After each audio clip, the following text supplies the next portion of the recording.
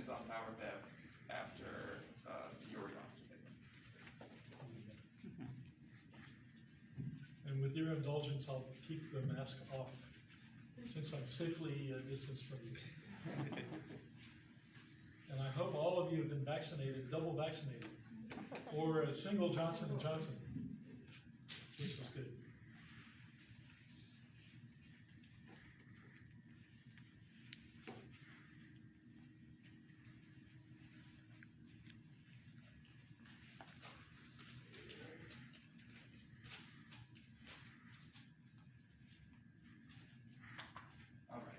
Are you guys planning on standing there the whole time? Yeah. Okay. Oh, really? Yeah. Oh, you poor things. Okay.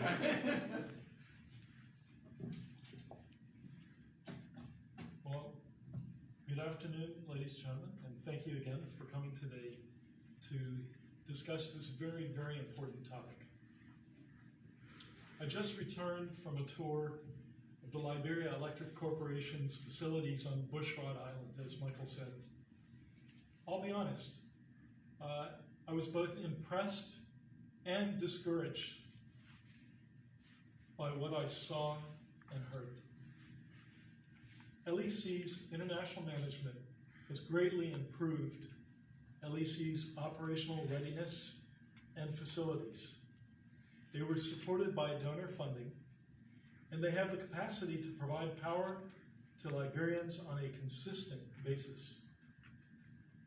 Donors like the United States, Germany, Japan, Norway, and the European Union have contributed to more than 15,000 new connections over the last 3 years and project to connect another 160,000 households and businesses over the next 2.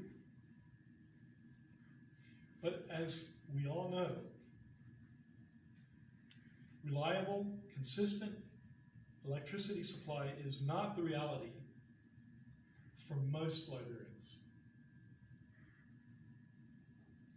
We just celebrated the end of our Millennium Challenge Corporation Compact earlier this year, and the complete rehabilitation of the Mount Coffee hydropower dam. That compact was a $257 million 5-year effort to support Liberia's development, especially its power sector.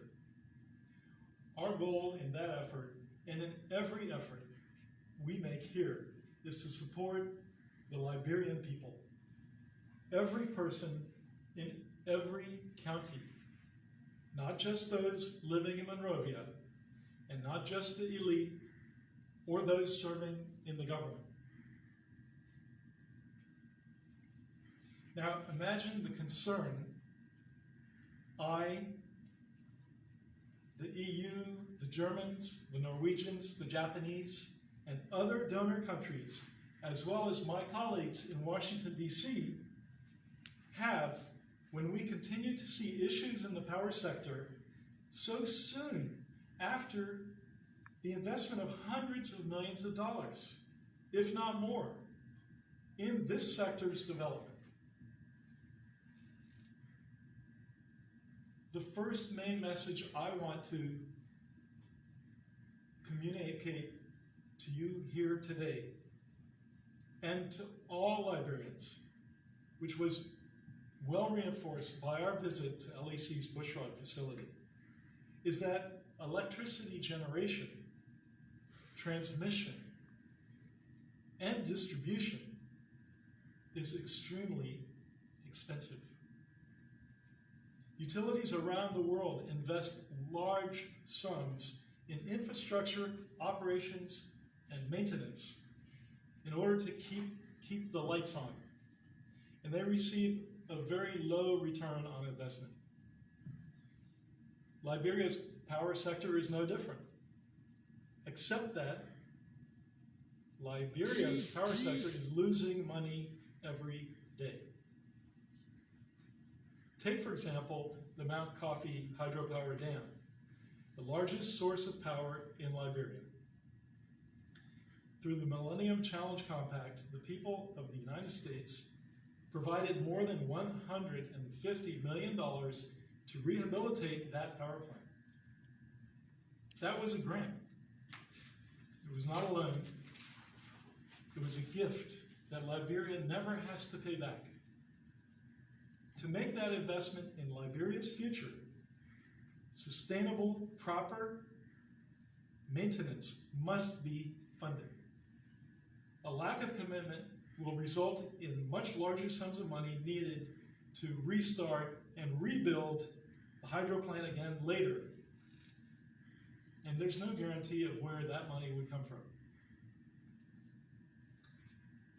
In addition to the capital investments, it is very expensive to run an electric utility.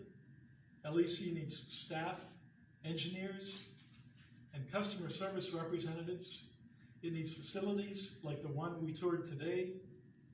It needs wires, poles, trucks, and meters to make sure that the electricity generated reaches your home and is safe to use. All of that costs money. Nowhere in the world, nowhere is electricity free. I pay an electric bill when I'm home in the United States. As Mr. Twed said last week, Liberia is no different. If you want electricity, you must pay for it. Nobody has ever promised free electricity to the people of Liberia. That brings me to my second message. More than half of all the electricity that the LEC generates is not paid for. More than half. And each connection that isn't generating revenue is a step towards the collapse of the electric grid that we worked so hard to construct. I want you to look at this chart over here, now and later. You're looking at the total electric supply, which has been steadily increasing since 2015. Now, the green is the amount of supply that was properly sold and paid for by LEC customers. The gold, that's the amount of electricity that is either lost to unpaid connections, both commercial and household, or to technical issues. There's always going to be some loss for technical issues. That's natural. Now, as you can see, about 2/3 of the electricity being generated by LEC does not result in revenue. Without that revenue, how can LEC fix the technical issues?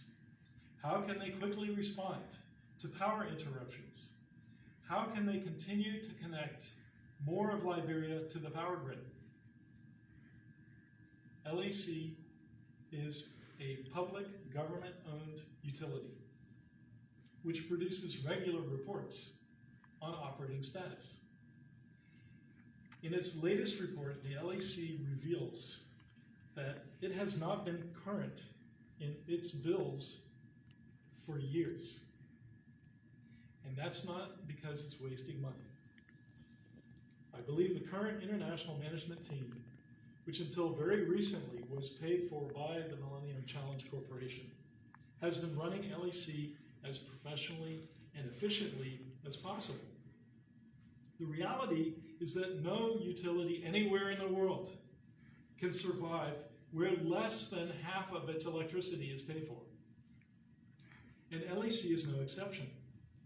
If LEC can't resolve this power theft issue, it will continue to weaken financially, become even more dependent on government financing, and reduce reliability in operations.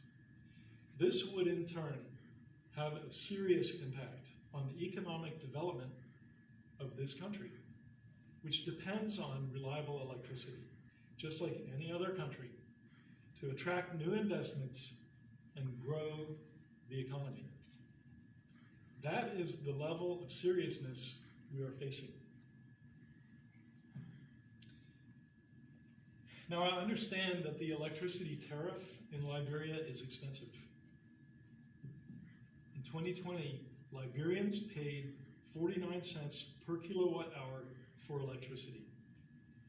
For comparison, Americans pay an average of around 13 cents per hour. Ghanaians spend an average of 6 cents. Guineans pay an average of 10 cents. And Ivorians spend an average of 12 cents per kilowatt hour. Why are Liberians paying 4 or 5 times more for less reliable electricity? The answer is that because for each person that illegally connects to a power line, they are making everyone else underwrite the cost of power and making it harder to reduce the cost for those who do pay. They're also making all connections less reliable, which will lead to even more maintenance issues down the road. The only way to reduce the cost of electricity is for every LEC customer to be properly connected and to pay their full electricity bills. Which brings me to my third message. I call on every electricity user in Liberia to pay their bills in order for the power sector here to survive. We are passing out LEC's mid-year briefing to all of you in attendance today for your reference on this situation. As you will see, the first culprit here in this report are those businesses in Liberia who are hooking up illegally to power. Businesses use the most electricity, and those who are not properly paying LEC for the power used are risking their complete shutdown and the possibility that their own businesses will collapse if the power fails. The second culprit is individuals who get an illegal connection for their homes. If you're not using a connection with a meter that is legally installed by an LEC employee, then you are partly to blame for this situation. And you lose your right to complain when your power goes out or when you can't run your fan or charge your phone.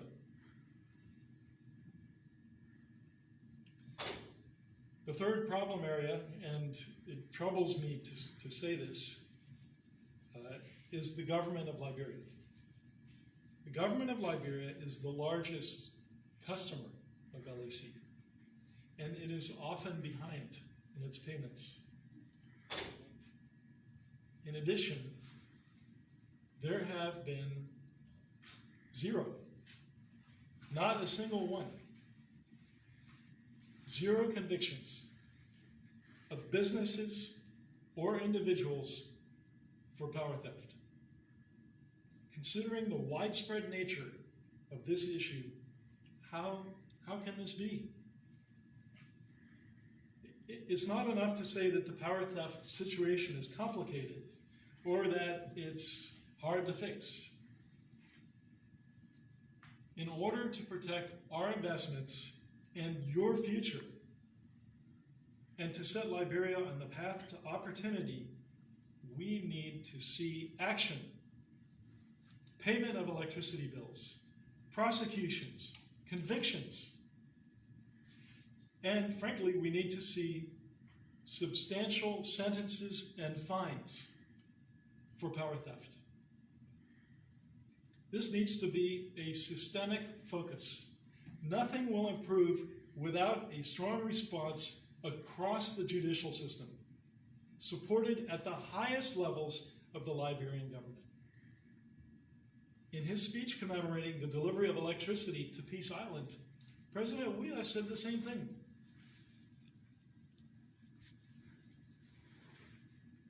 And that's my fourth message for you today. I ask the Liberian government and the people to take power theft more seriously. having invested so heavily in the power sector here, it's not too much for the US government to ask that the Liberian government do more to protect our investments and its own power sector. We've been told by multiple sources that there is a well-organized electricity theft cartel that benefits well-connected businesses and even government officials. We know that some LEC investigators trying to fix this problem have been harassed by some representing themselves as security officials.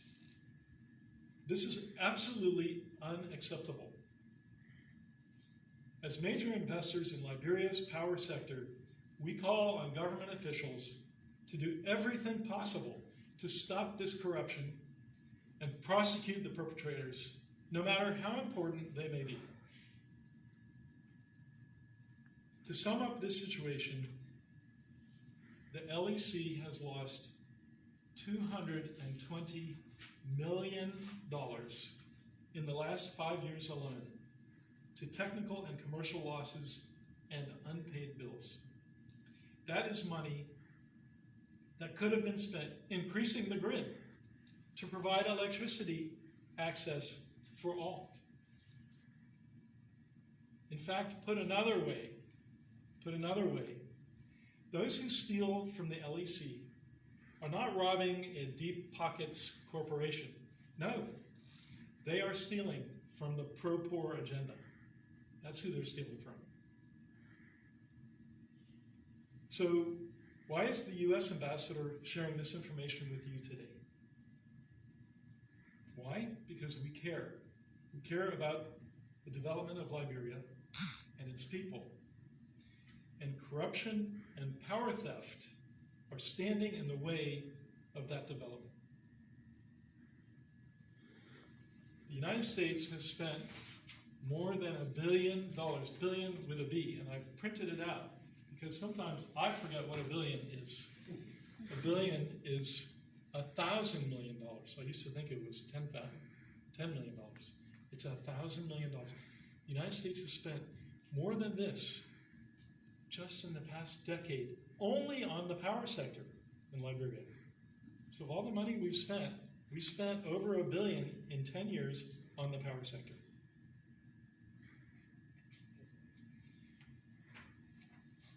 That's American taxpayer money. The money that the government spends comes from taxpayers. They aren't donations. They're paid because the law tells us we have to pay income taxes.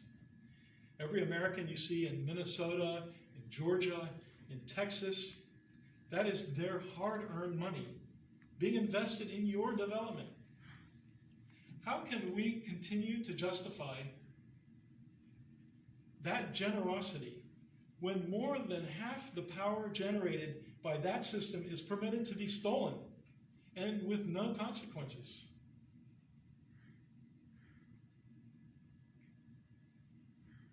Addressing and fighting corruption is a top priority for the Biden-Harris administration, and we are acting on this priority.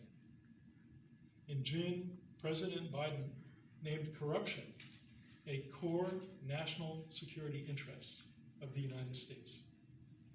In a White House statement, he said that corruption eats away at the foundations of democratic societies.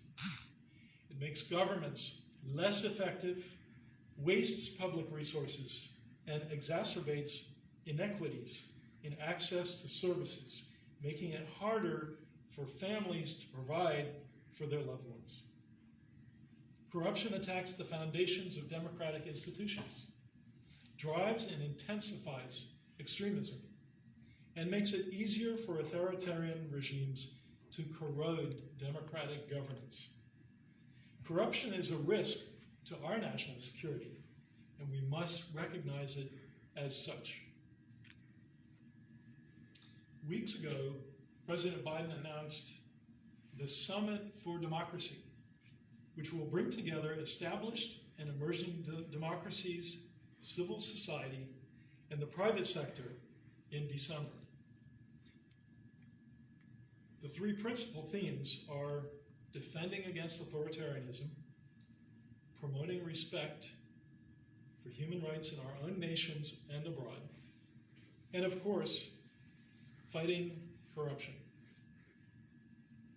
Liberia is fortunate to be the oldest republic in the continent of Africa, with a sound system of democratic institutions.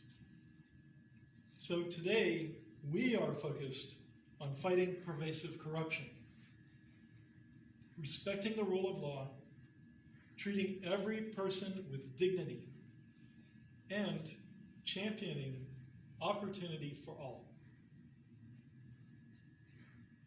The United States and Liberia have a long and enduring relationship, and we plan on keeping it that way. Liberians sometimes refer to the United States as their big brother.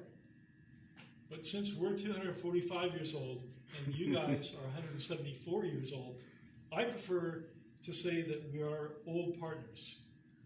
And neither of us is perfect. But sometimes true partners, real partners, need to deliver tough messages.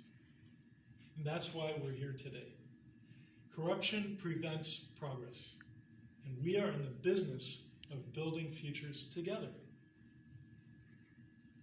To circle back to the Mount Coffee hydropower plant, it was built in the 1960s with U.S. assistance. After Liberia's terrible civil conflicts, we, the Germans, and other donors, rehabilitated that plant to become the incredible power generator that it is today. Today, Mount Coffee is the country's most valuable fixed asset, #1 in the country. We want to help you keep your lights on, your businesses running, your schools in session, and your clinics open.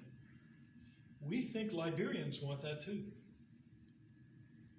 But that will take a commitment against the corruption of power theft from each and every Liberian, from the government down to each of you. We urge you to do what is right. Thank you very much. Thank you, Ambassador.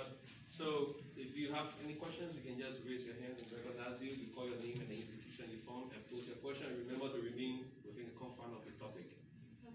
Becky.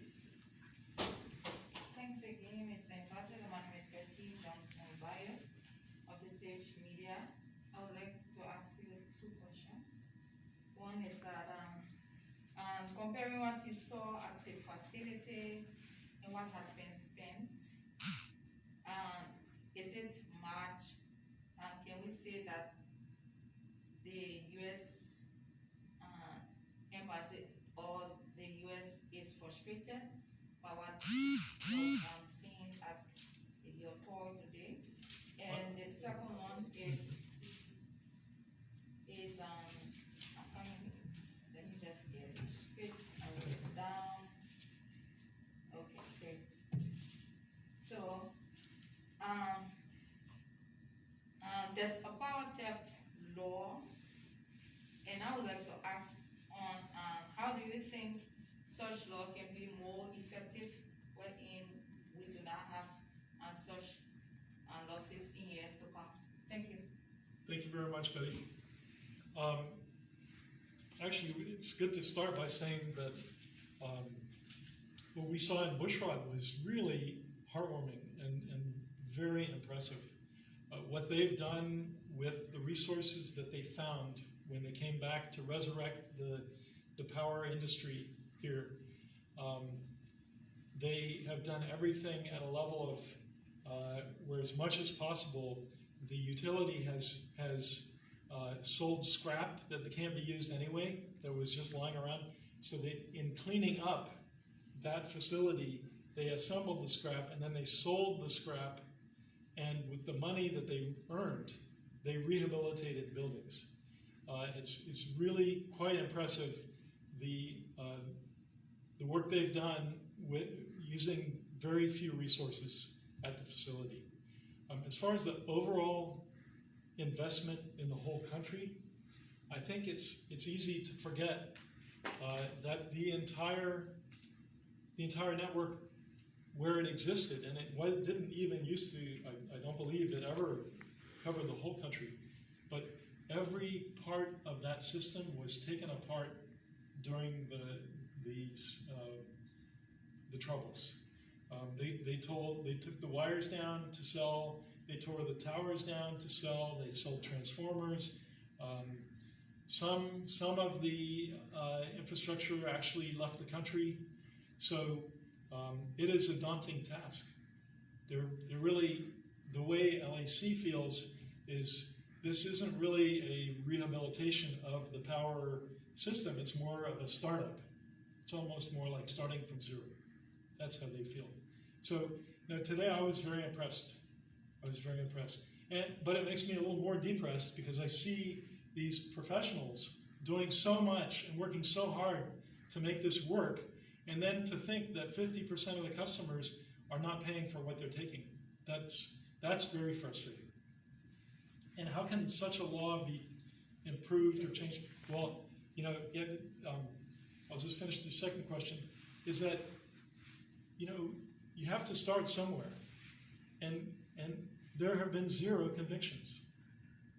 I believe, maybe I'm wrong, but I believe once you start getting people convicted and sentenced and actually in jail, then maybe people will start to take this seriously. But I go back to that other line. People think they're stealing from a wealthy corporation, and they don't understand the ramifications of what they're doing. When they steal, they're not stealing from a wealthy corporation. They're stealing from the poorest of the poor who will never get electricity because the grid can't be expanded.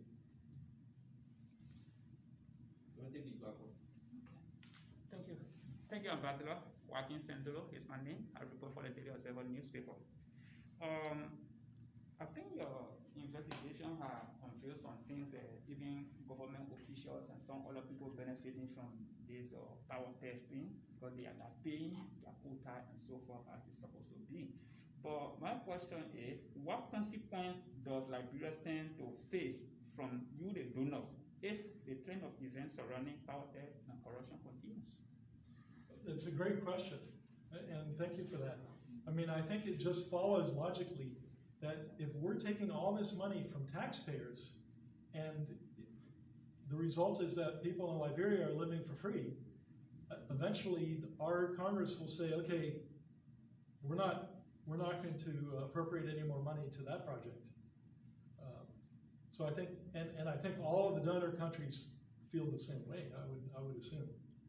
So the danger is that the donations will stop. Let me take Dennis. Okay, I think the question was asked. Okay. Yeah, so let's take front page. Yeah, my name is Gerald Koyinen. I read for Front Page African newspaper. Mr. Ambassador, you expressed frustration over the government failure of prosecuting those involved in this act. Getting pretty much since I got here 7 months ago about the problem with electricity theft. Certainly for the last 3 months, we've been bringing it up regularly in just about every meeting with government officials who are in ministries related to power. You asked whether we'd be willing to contribute to systems that will make it easier to control power theft. Yeah. I believe that there's, that LEC is looking at technical fixes, and I think other donors, including the World Bank, are considering options. But I can't answer whether we'd be willing to fund any such systems. What I can tell you is we'd be very unlikely to fund any such systems if the government's not going to prosecute anybody. And the last thing was about the management. Yeah. I think the management has really done a commendable job considering where they started. And I think everybody involved in the management looks forward to the day when Librarians will be running everything with Librarians. But for now, I think it's probably best to get through some complicated issues, and someday soon, the management structure will move over to domestic management. Good. Sorry? You take a few more. Yeah, so we actually plan to take 3 institutions, but You take 2 more. with your permission, Ambassador, okay, then Dennis, you can go ahead. Yes, I'm Dennis Nipson, I report for Joe FM. There's this question I want to ask. You made mention of cartel, some cartel that have been formed in terms of the power theft. Do the American embassy tend to name those that are part of the cartel, as done in time past, that when someone is caught in any act, you are noted for publishing names of those officials? No, we don't feel that that's our lane. You have a Ministry of Justice here, you have police, the LEC has inspectors, so that's really not in our lane. It's just that we have heard consistent stories about the existence of such a cartel. And the way I feel is, if I'm hearing about it, if it's that pervasive, then it probably wouldn't be that hard for someone who really wants to come down on it to get some evidence and take action. So, please. Okay, Please read so this Haji, out. Yeah, Mr. Ambassador, good afternoon. Good afternoon. I'm Haji Masala, I report for Spoon TV, Spoon FM. We visit customers on a regular basis. They tell us that whenever the meter go faulty or they have problem with their system, they report to LEC and LEC don't respond. Sometimes some communities go off for almost a year, and that could cause some losses to the system. Have you identified that, and what will you put forward in order for LEC to respond in time whenever there is breakdown? I would say 2 things to that. Number one, I believe LEC recognizes that they have some challenges, which is one reason why they just rehabilitated. We also funded the rehabilitation of the Waterside Customer Service Center. They've modernized the center so that they can track complaints better. So they know it's a challenge, and they're committed to working hard on that issue. But see, I would say concurrently, how much can they work on that problem when 50% of the revenue is not being paid? So it's sort of like the harder they run, the slower they go, because they're trying to make up for all these customers who aren't even really customers. So I guarantee you that if more people paid, LEC would concurrently do a better job of customer service. Those 2 go hand in hand. Okay. All right. Thank you very much today for coming today. Thank you, Ambassador. Appreciate it. Please stick around because I have the remarks and other things planned out for you. So. The U.S. Thank you Ambassador all very much. to the period, and my name is Haji Masale. We say thanks for watching. You've been watching a short press conference by the U.S. Embassy here near Monrovia. That's the very first media engagement since he was appointed here, and we've been talking on power theft. Precisely. So again, we say thanks for watching Spoon TV as always.